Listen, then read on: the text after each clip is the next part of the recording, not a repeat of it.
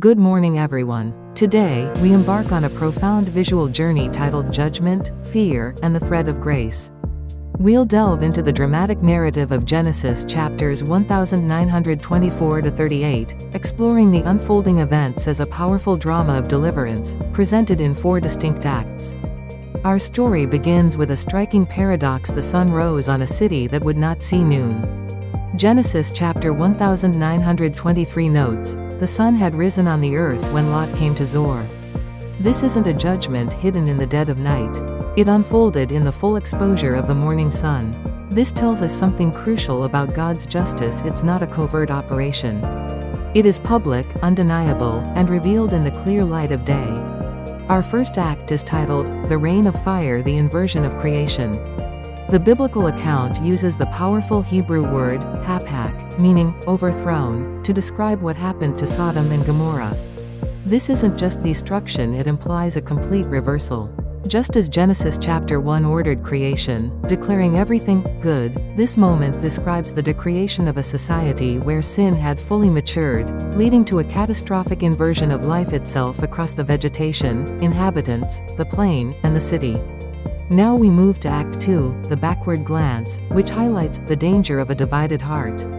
Genesis chapter 1926 tells us, "But Lot's wife, behind him, looked back." Her tragedy wasn't that she was an active rebel, fighting against the angels. Her struggle was far more subtle. Her feet were moving toward safety, but her heart remained anchored in Sodom. She became a pillar of salt not merely because she glanced, but because she lingered, her heart still bound to what was being destroyed. So, why did she look back? Let's consider the anatomy of lingering. First, there was attachment.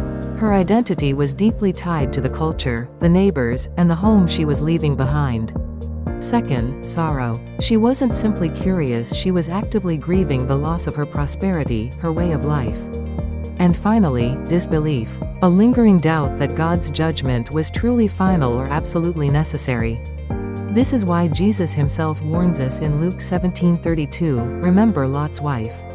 Act 3 introduces us to the silent intercessor, the view from Hebron. Abraham went early in the morning to the place where he had stood before the Lord. The day before, Abraham had boldly interceded, bargaining with God for the city. Now, he sees only smoke rising, the evidence of God's judgment. He says nothing. He simply stands in the place of prayer, silently witnessing that God's justice has been carried out. The intercession has ended, the verdict is now tragically visible. This brings us to a crucial point, the theology of rescue. Genesis chapter 1929 explicitly states, "So it was that, when God destroyed the cities of the valley, God remembered Abraham and sent Lot out of the midst of the overthrow." Lot was not saved because of his own righteousness, he was hesitant and lingering.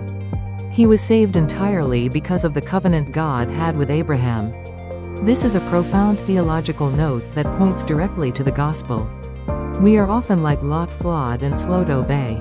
Yet, we are saved, not by our own merit, but because God remembers the intercessor on our behalf, Jesus Christ. Our final act is the descent into fear from the plain to the cave. Although Lot and his daughters are physically moving up the mountain, their trajectory is a tragic spiritual collapse. They move from the prosperity of Sodom on the plain, to a temporary refuge in Zoar which Lot himself deemed a little one, and finally, into the isolation and fear of a cave.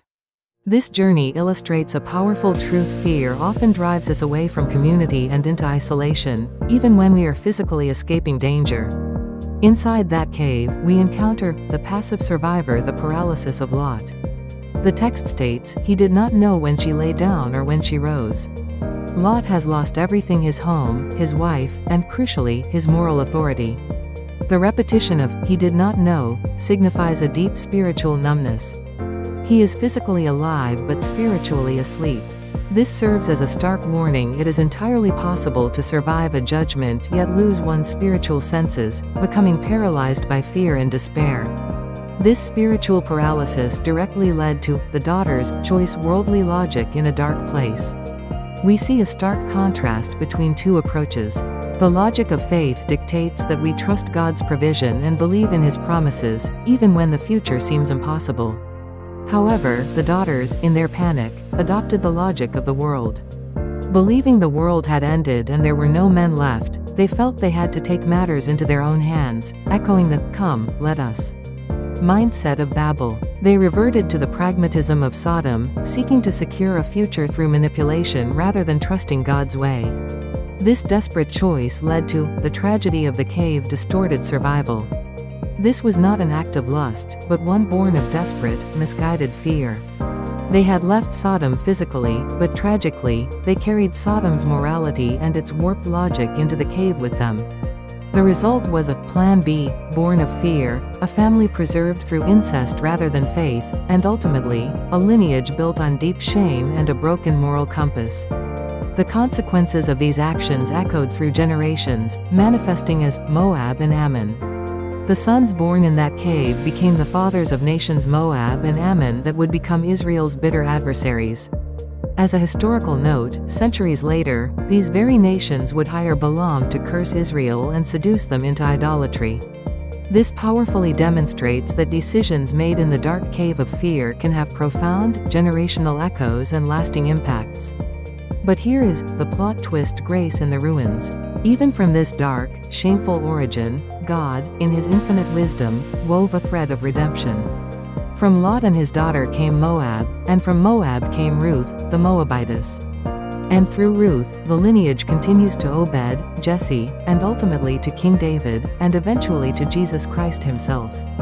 Ruth, a Moabitess from this very lineage, is grafted into the lineage of the Messiah, proving that God's grace can redeem even the most challenging and shameful beginnings. So, how do we apply this dramatic narrative to our lives today? How do we walk out of the cave? First, don't look back. Sever your attachment to the Sodoms of your past. Partial obedience, a divided heart, is dangerous. Second, don't hide in fear. Fear makes us irrational and manipulative, much like Lot's daughters. Step out of isolation and trust God's faithful provision. And third, trust the intercessor. Just as God remembered Abraham and delivered Lot because of that covenant, he remembers Jesus, our ultimate intercessor, on our behalf, offering us complete salvation. To conclude, let us reflect on this powerful benediction: God is truly able to turn our failures into his future. The story of Lot serves as a potent warning against half-hearted faith and the dangers of a divided heart. But the incredible story of Ruth and, ultimately, Jesus is a profound promise of overwhelming grace. May we leave the past behind, refuse the fear that keeps us in the cave, and boldly step into the light of God's redemptive plan. Thank you.